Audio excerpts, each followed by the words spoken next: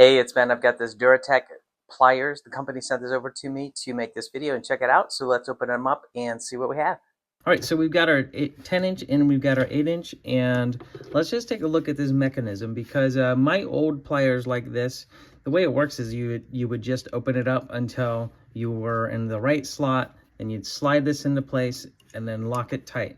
Now these work a little bit different, and there's a great improvement in this design.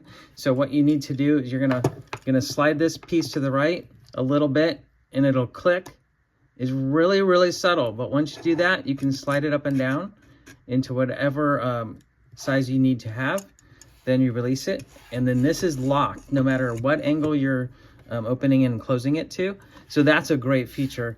And to close it up, you're just gonna push it, you pull it out to the right again, slide it closed, and you're good to go. The 10-inch works exactly the same way. Pull it out, slide it where you need to go, close it up, and it has great design for leverage. And